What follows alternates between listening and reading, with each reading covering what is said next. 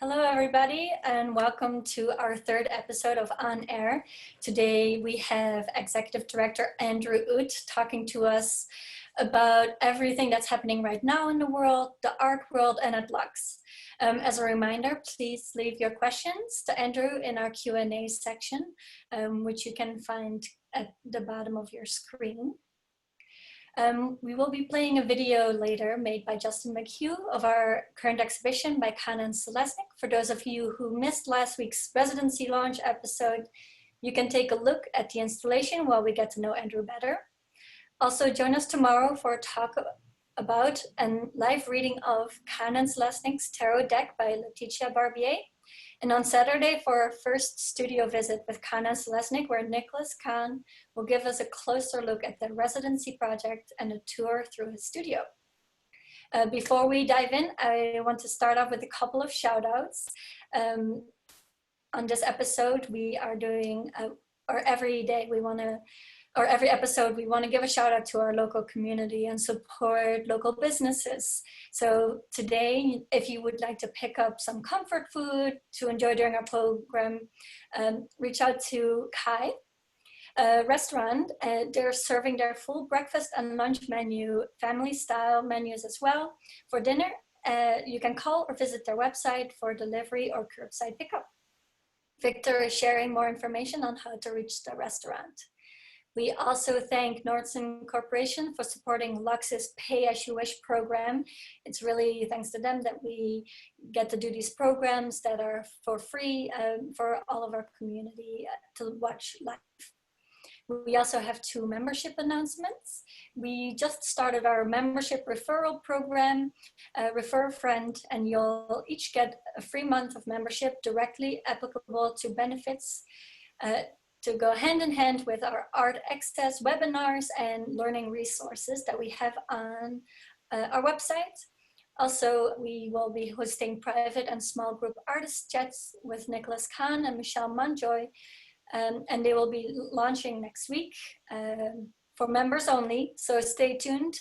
And please contact Stephanie Dowd to learn more about memberships and about these opportunities. Then also we have our adult classes are now live. So they're open for enrollment. They'll be starting next week.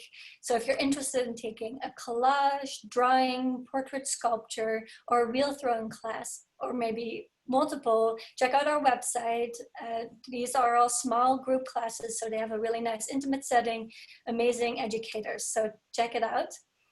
Now, I would like to welcome Andrew Ut, our Executive Director. Andrew joined us last year in June, and since then it's been a roller coaster ride for sure. Well, welcome, Andrew. Tell us a little bit more about your experience at Lux so far.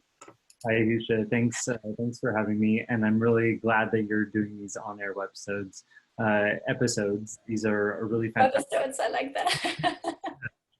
It's a really fantastic way of connecting the community to what we're doing in our space, as well as what we're doing as a team. So thank you.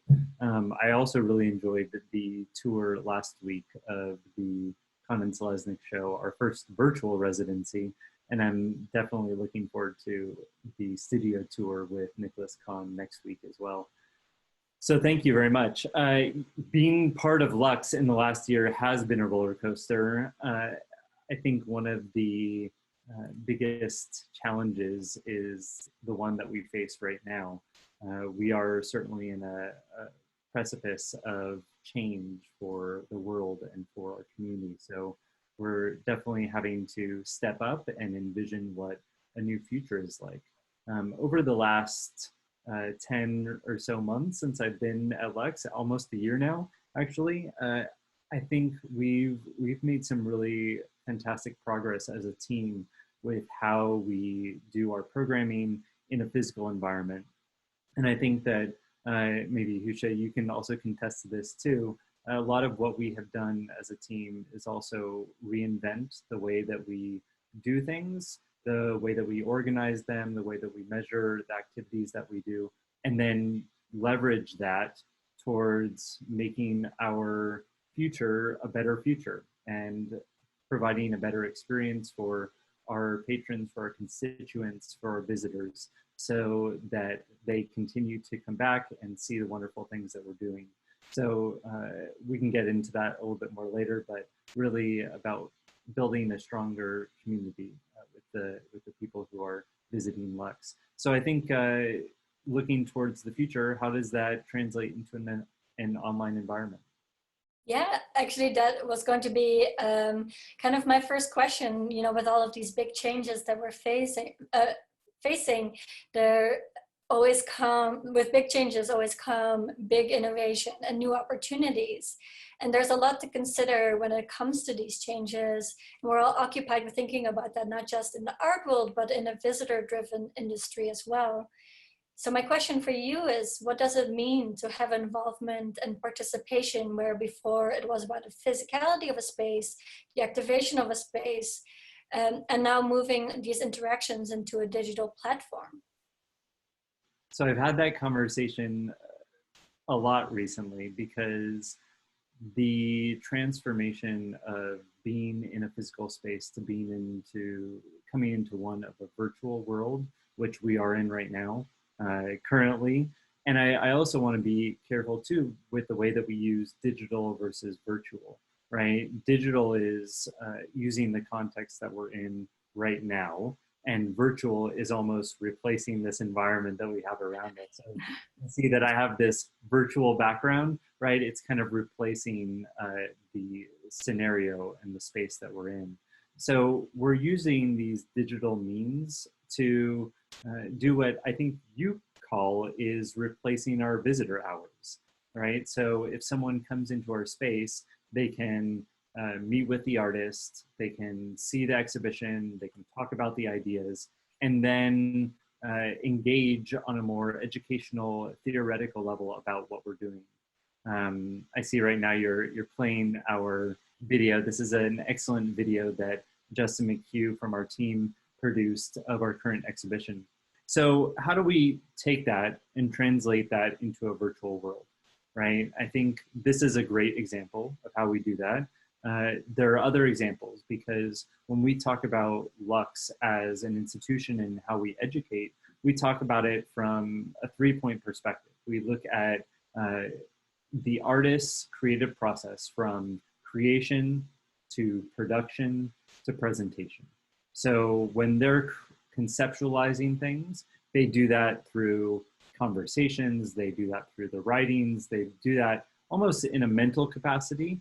And then sometimes people do studies and they create, and that's how they get out their ideas. All of that is done through the residency. And so we want to be able to show that process through this digital environment. And so these on-air video webcasts are a great way of doing those, so that all of the visitors for Lux can also see them in that digital capacity. Yeah, I mean, it's been definitely an interesting challenge, and we've talked about this a little bit before. And in a previous conversation, you brought up this really interesting point about how digital spaces are considered free spaces in a lot of ways, especially with how readily available content is through the internet. And right now, one of the challenges that we're all facing, especially nonprofits that are providing all this content to people or want to provide this content, but it definitely is not a free production to create this. So what are some of the ways that we can learn to navigate and change our mindsets about how these digital spaces function? Well, we're really lucky at Lux because we were providing free entry to our space before all this happened. So free entry means a larger accessibility and access to our programs and our exhibitions.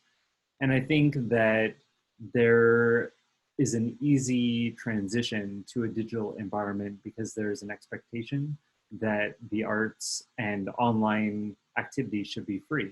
When you use Facebook, when you use Google, when you use any sort of online platform, maybe not Netflix because you have to pay for that, but when you use most online platforms, there is a free component, right? So you feel like you have access, you can connect to others.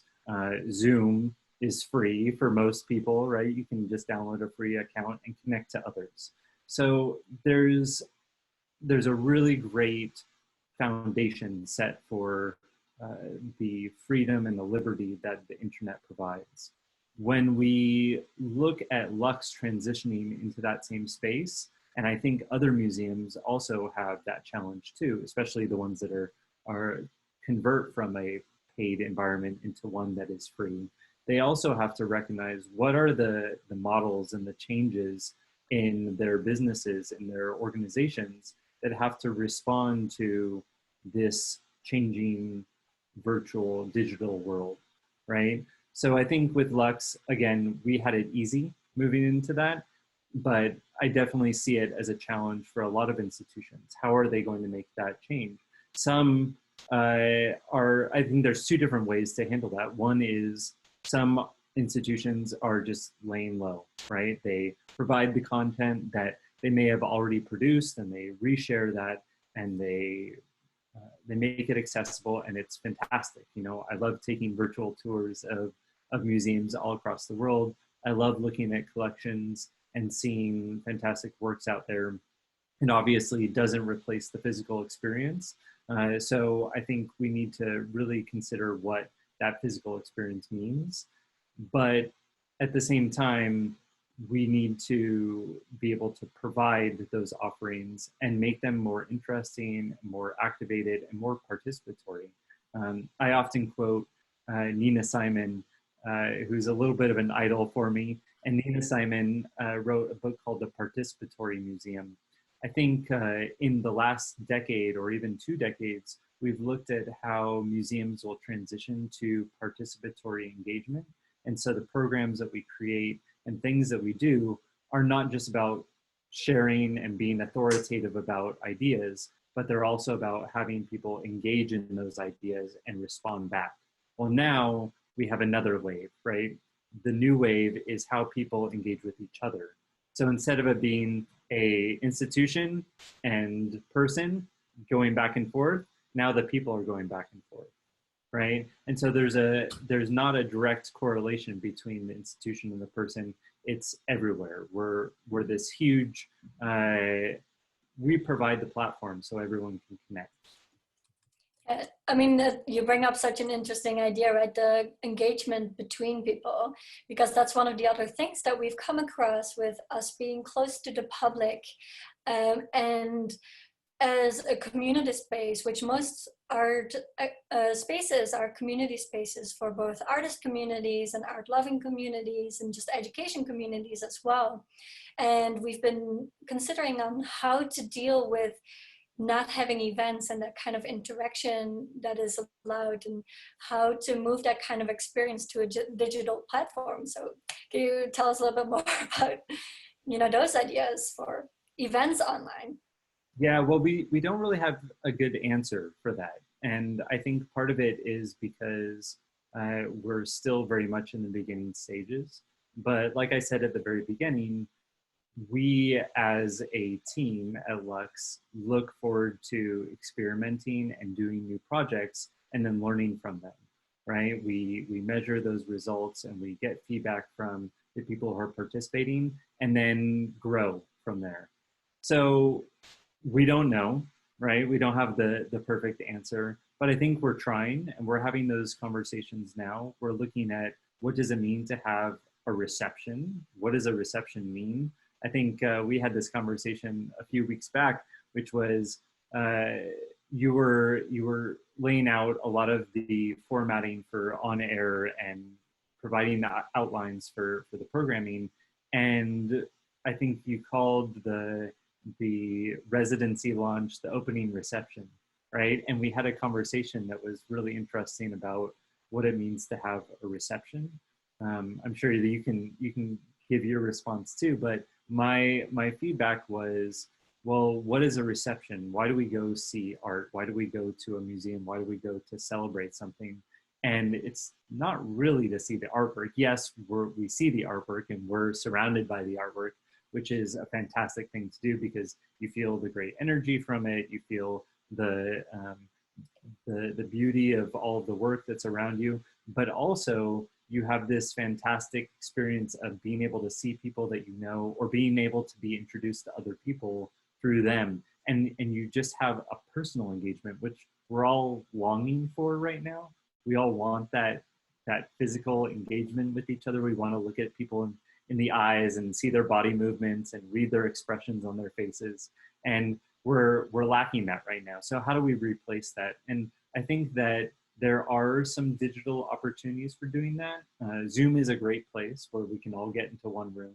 I think someone else on our staff had a meditation Zoom where there were 150 people meditating on one Zoom channel. I think that's an awesome way of building community. But I think that there's other opportunities out there. How do people engage one-to-one and within groups and within larger groups? How do we build all the noise and the rustle that you get when you're in Lux's space and you feel 150 people talking and engaging? Yeah, I mean, I think you are pointing towards this really powerful moment where we as a community get to be together in different ways. And it's up something else that you've talked about, and I thought was really powerful, and hoping you can speak to that again a little bit. It's about all of the uncertainty that we're dealing with right now. You know, we feel it in our daily lives, we feel it in our jobs, and we're trying all these new programs, but there is this huge uncertainty about everything. And tell us what you told us the other day as a team. About uncertainty? Yes. I think the most amazing thing about uncertainty, and I don't know what you're referring to exactly. You'll have to tell me. I'll tell you too. I think the most amazing thing about uncertainty is that we actually live in uncertainty all the time. We live our lives not knowing when our lives will end or what will happen in the next day. And so there's always this saying that live each day to the fullest, live your day like it's the last day, right? Nothing has changed. We're still in the same thing. We just are uncertain about one aspect of our lives, which is how we engage with other people, how we leave our homes. So we're already used to the uncertainty.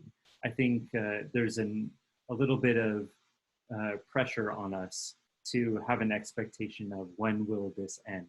But if we, in some sense, and I'm not the professional in this area, but if we let go a little bit of or accept our uncertainty, I think that we can move forward a little bit better in how we think about our new reality, at least who we are now.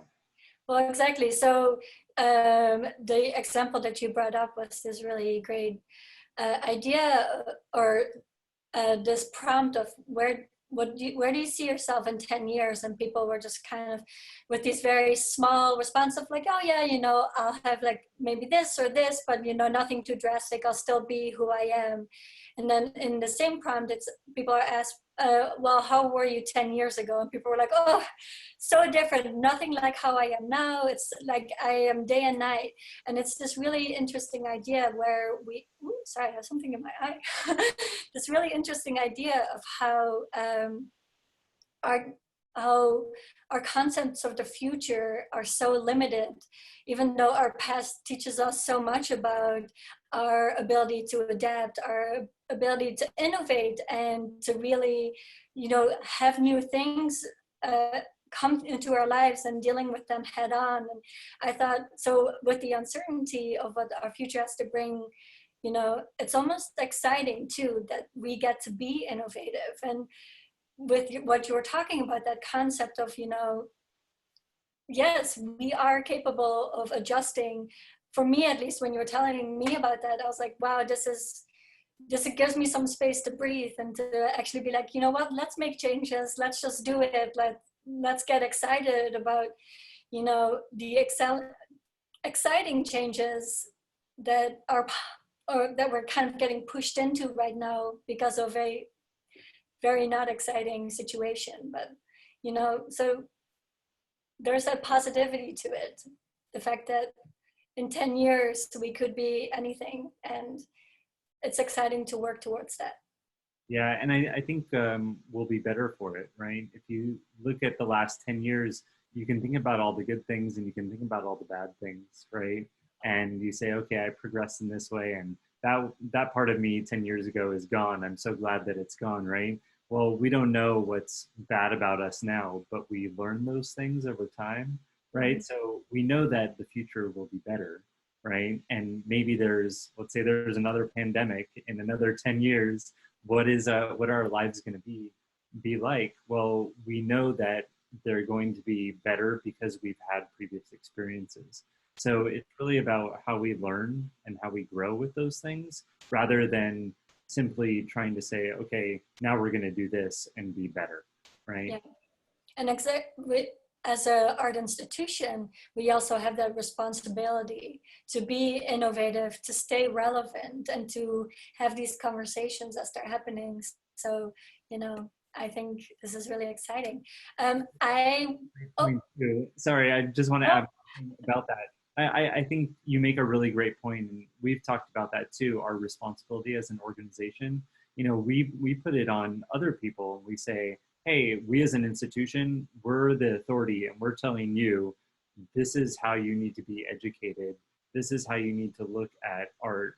This is how you should be creative in your lives. Well, that's sort of out the door, right? We need to take that on ourselves. We need to look at how we need to be creative, and we need to be ingenious about the practices and the activities that we do, so that we can become better. Yeah, and we as an institution, we as individuals, we should be a platform to offer that kind of or exploration to the individual as well, instead of like of how to do it. Really interesting. So Andrew, I want to open it up to our community questions. If I can get out of my screen sharing. Let's see. No. Are you stuck in screen sharing? Not anymore. There we go. All right, so if anybody has questions for Andrew that they would like to ask, please leave them in the Q&A, and we can just keep talking for a little bit longer while we wait for that. I do not have any answers for how things are going to happen. I don't know. I think it's a really good concept of not knowing, that uncertainty. I do think things will change, though, certainly, in the way that we perceive museums and how things will evolve. I see often, and I read a lot, and I watch a lot of webinars now in between meetings or at night when I have a little bit of downtime. And there's so many predictions and so many views and visions on what the world will be and how it will transition and transform. I believe that we're going to appreciate. I think that there's going to be a positive aspect towards how this has influenced our world, influenced our culture. I don't see any Q&A, so I'm just going to keep talking. Do it. Please ask questions too about my predictions for the future. The way that we are engaging with each other, the way that we're talking across digital platforms, I think we'll get used to that, and we'll get comfortable with it. Right now, we're starting to be in that way, right? People are starting to get comfortable with that. They've been at home for maybe a month now or so, and we'll look back a couple months from now and say, oh my gosh, we didn't know anything, and we were only a month into it. So I think the digital environment will now become part of our lives in the future when all this is over, when it becomes more physical. Yeah, definitely. So we did a question in the chat. Someone asking, will we work with the artist in residency, and will we continue to invite artists to be in residence with us even during this time? Well, we have a responsibility to support artists, not just the community too, right? So this residency is a way to give artists a space to work and a space to think and create. So we'll absolutely continue the Artists in Residence program. And as we're finding out, it still functions even in a virtual capacity. We can still have visitation, we can still have engagement and really great thoughts. I think certainly the way that people interact with the artists is a little bit different, but there are so many digital opportunities. You know, if you join Kanan Selesnik on their Instagram or on their Facebook, you can certainly start a conversation with them. That's a really easy way of doing it. There are other options for engaging with artists, and you can do that all across the world, not just with our artists. I have another question. During these times, are we going to change the selection of artists that we invite to be part of our programming? Change the selection currently, I guess, versus in the future. I'll respond to both of those. So I think we're not going to change the artists per se. We are working towards, I've said this a few times, but working years out in advance so that we can have better preparation for our team and our programs. And that's a really strong way of being able to engage with artists as well. What kind of work are they doing? How do they evolve over a period of time? And then how do we build programming that suits them? So I think, you know, we're not looking at a one-time thing here. We know that eventually we'll be let loose into the wild and we'll be able to go back and visit Lux. But at the same time, how will our interactions with the public change over time? That's a bigger question. And I think this is just an example of how we'll start to do that. Great. So we got another question. Can I visit the exhibition? Not right now. Unfortunately, we have to respect the quarantine rules or the stay-at-home orders because we are a non-essential institution. And we respect that.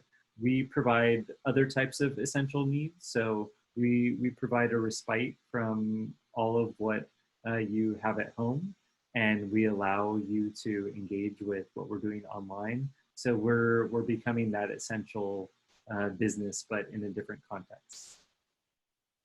Yes, and then a very similar question, if members can schedule one-on-one visits. So not right now. Yeah, unfortunately not right now, but hopefully if and when this this stay-at-home order is released, then we will certainly allow visitors back. Great. Well, Andrew, I want to thank you so much for joining us and for joining Lux. It's been really great working with you, and hope we get to do this for a lot more years. And it's been really exciting, and to see the changes that, you know, are all really positive. And for everybody at home, our team is doing well as well. So thanks so much. Thanks for putting on the on-air programming. It's really fantastic. I'm looking forward to more programs. Yeah, I'm really excited to be doing this. Actually, I'm getting to explore a lot of new experts and the stories that they have to tell. For example, tomorrow we have Letitia Barbier doing tarot reading, a virtual whole new experience for me. I saw her presentation the other day for tomorrow, which is really exciting. A mixture between art history and the history of tarot and Kanan Selesnik's deck. So, you know, for me, it's also really exciting that I get to do this and talk to all of these people all over the country. I feel in some way very connected to people I've never met before because we're all collectively going through the same thing right now. So, yeah. Fantastic. Thank you. Yeah, all right. Well, thank you, everybody. We'll see you tomorrow. Have a good day.